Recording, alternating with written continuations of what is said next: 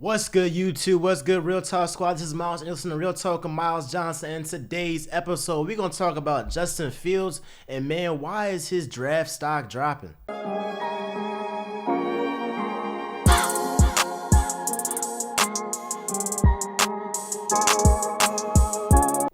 So, a couple months ago, I thought it was a consensus that Trevor Lawrence was going number one, and Justin Fields was either going to go number 2 or number 3 because we didn't know yet if the Jets were going to keep Sam Darnold or not.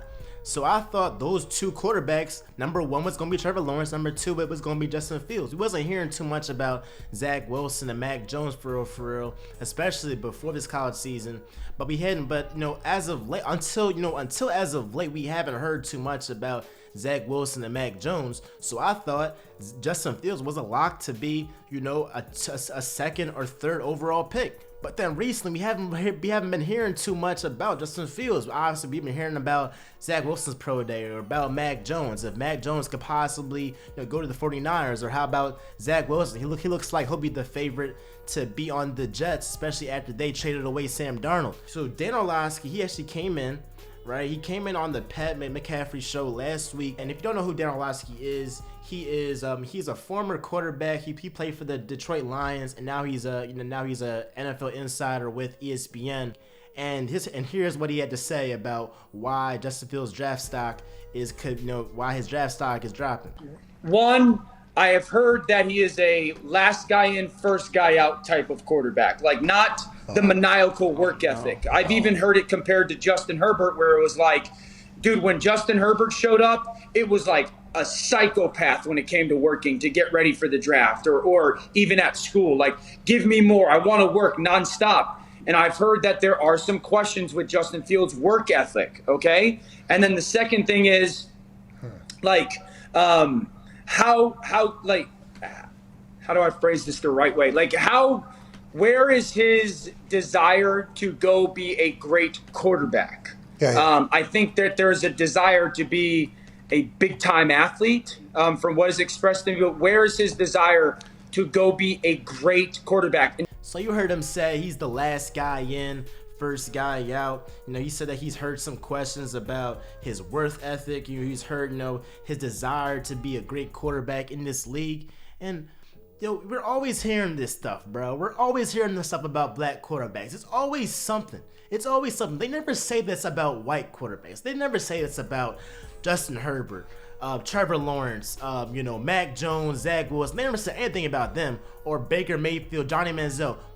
The white quarterbacks never get criticism about their desire to be a great quarterback, but it's always these knocks on black quarterbacks that isn't really a knock on their play on the field, but it's just kind of like a little bias. I feel like it's a little racism right there, because it's perpetuating this stereotype that black people are lazy, that black quarterbacks aren't the most intelligent. And for years in the NFL, black quarterback the real opportunities to really be a starting quarterback in this league.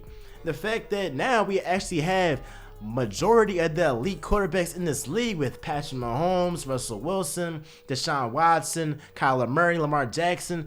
But these are elite black QBs, and I'm happy that that these QBs are getting a chance to be the be the quarterback of the franchise. But whether it's talking about Lamar Jackson and before his draft they were saying that he should be a wide receiver, or he should be a running back, he's playing the wrong position. Now they said stuff about Dwayne Haskins. Now that's a whole nother issue because he has his own problems, right? So I guess he's kind of justified that stuff because he hasn't been the best, off the field.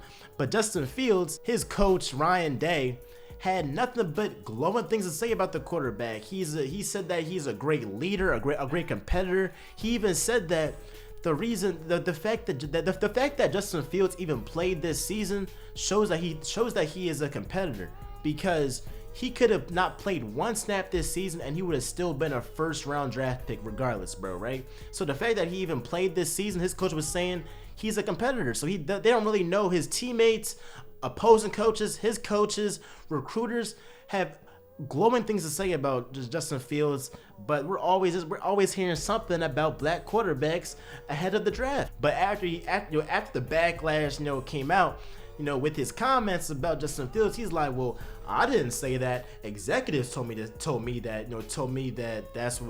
that was the talk, that was what they was talking about, all of that. And then he was saying that sometimes teams say this certain type of stuff to try and lower the guy's draft stock so they can get a guy and not have to trade up for him. But my thing is, you could have talked about anything about this guy's, you could have talked about maybe his throwing, about his mechanics, about about the L's, about the loss against Alabama in the national championship. But why'd y'all have to talk about this guy being lazy, this guy, not having the best work ethic? It's all it does is just perpetuate the stereotypes of black people that we've always had, bro. And it's like, we can't get away from these type of stereotypes. I don't know Justin Fields. I never met him, but I know for a fact, bro, he's probably played football since he was like 5, 6, probably 5 or 6 years old, bro. He's been working his tail off to get to Ohio State, right? Then he was a great quarterback at Ohio State. I mean, if you get to this point, bro, there's no way that you can't be a hard worker, that you can't have a great work ethic, because if you don't, he wouldn't be in this position as well. So I don't buy that BS at all. But if it is a method to try and lower his draft stock, it's the wrong way, because again, it's just perpetuating the stereotypes of black people and of black quarterbacks just not being intelligent, not being leaders of a franchise. We always have this in the NFL, that they don't think that black men can lead other people. The fact that the whole league, 70% of the league is black, but there's only like 2 black coaches in the league. So executives already think that black people can't lead other black people, right? They think that the white man has to lead them. Bro, that's not the case. We already know that that's not the case, but they always saying something about black quarterbacks, and this has got to stop. And I'm gonna use my platform so we can, address these issues and call people out. Because guys like Pat McCaffrey, Dan Orlovsky, whoever, if they just want to say, oh, I didn't say this, the teams told me, you're just as bad, because you're just putting this narrative out that was never there to begin with until you said it. But man, I guess best case scenario, I hope that this is just a method that they're just using to try and lower his draft stock, but this is the wrong way. Talk about his mechanics, talk about his play on the field. Don't talk about his lack of work ethic, which I guarantee you is not true, because you cannot be at the position Justin Fields is in without having a great work ethic. That's just period, bro. But Justin Fields, he's from Kennesaw, Georgia. I expect the Falcons to actually draft him. I'm gonna have my mock draft later on. Be sure to follow me on Real Talk with MJ on Instagram, TikTok, Twitter at Real Talk with MJ #1. But man, I appreciate y'all for tuning into this episode. Let me know where y'all think Justin Fields will end up in this draft. Do you think that the Jets will pick him up? Will the 49ers pick him up? Let me know who y'all have, and what are y'all thoughts on Dan Orlovsky's comments that Justin Fields doesn't have a great work ethic? That being said, y'all, I'm out.